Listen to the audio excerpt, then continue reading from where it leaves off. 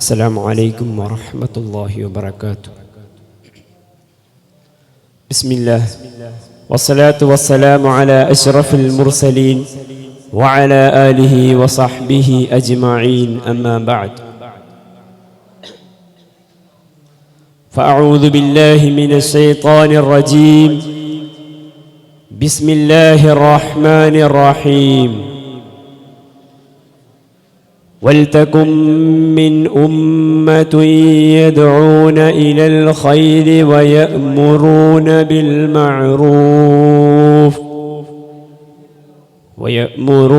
بالمعروف وينهون عن المنكر وأولئك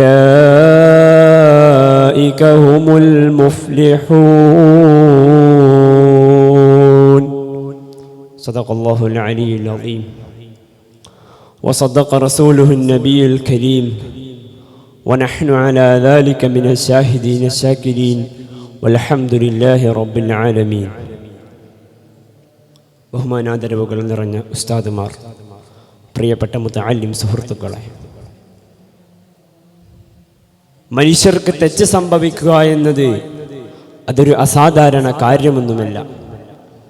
എന്നാൽ ആ തെറ്റ് സംഭവിക്കുമ്പോൾ അവനെ എങ്ങനെ അതിൽ നിന്ന് കരകടത്തുമെന്ന ആശയത്തെ പഠിപ്പിക്കുന്ന ഹദീസാണ് നിങ്ങളുമായി സംവദിക്കാൻ ഞാൻ ഉദ്ദേശിക്കുന്നത്.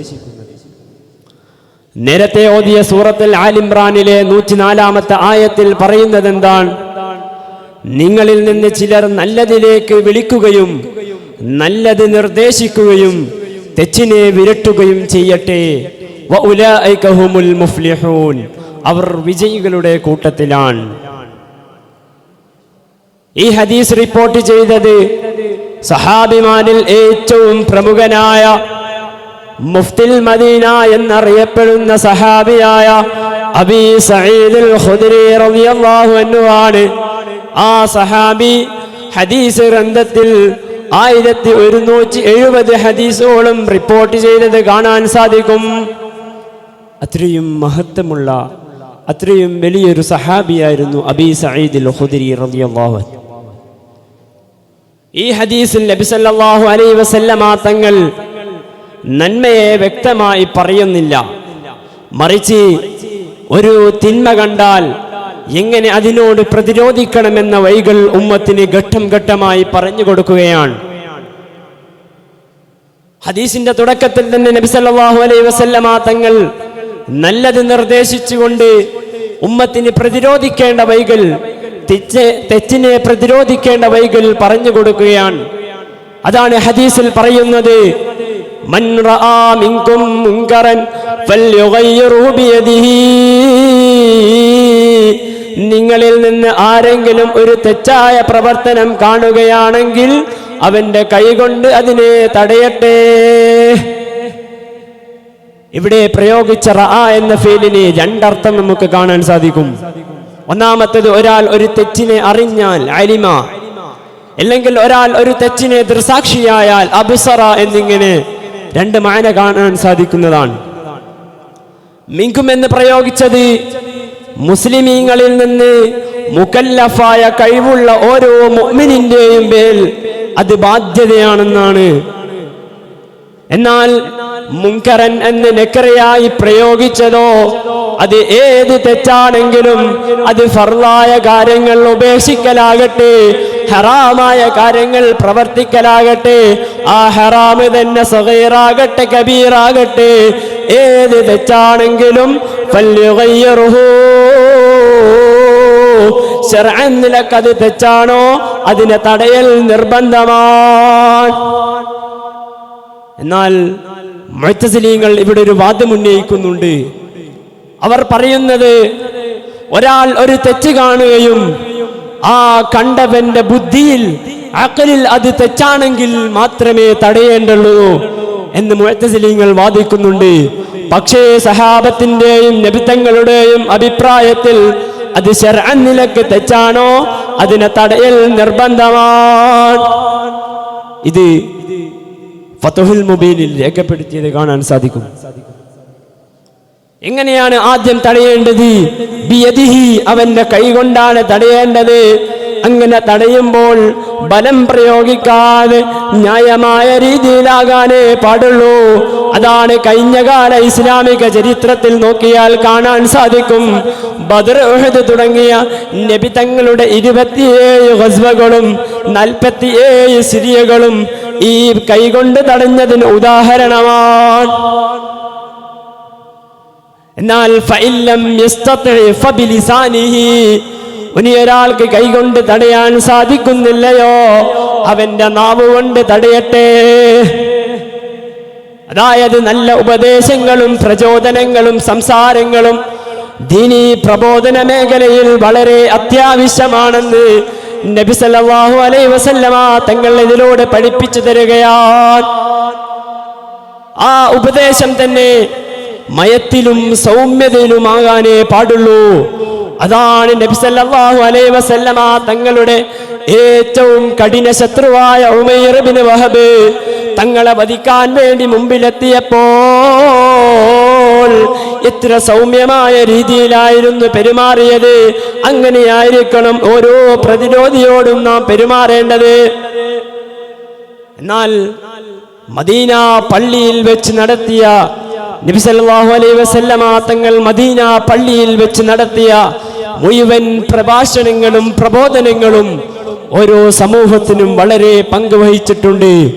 അതാണ് ഖുർആൻ നബി തങ്ങളോട് പറയുന്നത്.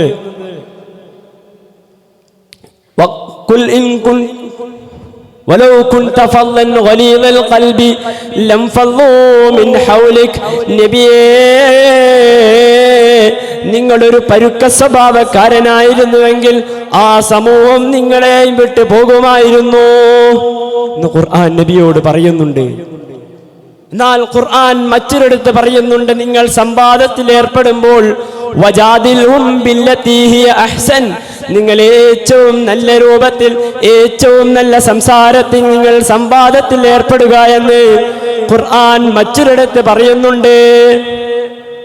എന്നാൽ ഫഇല്ലം യസ്തതി ഫബിഖൽബിഹി, ഒരാൾക്ക് നാവ് കൊണ്ട് തടയാൻ സാധിക്കുന്നില്ലയോ, അവന്റെ ഖൽബ് കൊണ്ട് അതിനെ വെറുക്കട്ടെ. ആ ഖൽബ് കൊണ്ട്, അവന്റെ ഹൃദയം കൊണ്ട് ആ തെറ്റിനോടുള്ള വെറുപ്പ് പ്രകടിപ്പിക്കണമെന്ന് നബി സല്ലല്ലാഹു അലൈഹി വസല്ലമ തങ്ങൾ പഠിപ്പിച്ചു തരികയാണ്. അനിഷ്ടമായ കാര്യങ്ങൾ നടക്കാൻ സാധ്യതയുള്ള വലിയ വലിയ പ്രോഗ്രാമുകൾ അരഞ്ഞു വാഴുന്ന ഈ കാലഘട്ടത്തെ ആ പ്രോഗ്രാമുകളൊന്നും സംവദിക്കാതെ അതിലൊന്നും സഹകരിക്കാതെ നമ്മളുടെ ഈമാനിനെ സംരക്ഷിക്കാൻ ഓരോ മുഅ്മിനിന്റെയും ബാധ്യതയാണ്. വദാലിക അദ്അഫുൽ ഈമാൻ, അതാണ് ഈമാനിന്റെ ഏറ്റവും ചെറിയ ഭാഗം. ആ ഖൽബ് കൊണ്ടെങ്കിലും വെറുക്കലാണ് ഈമാനിന്റെ ഏറ്റവും ചെറിയ ഭാഗം. അതുകൊണ്ടും വെറുക്കുന്നില്ലെങ്കിൽ അവന്റെ ഈമാൻ വളരെ മോശമാണ്.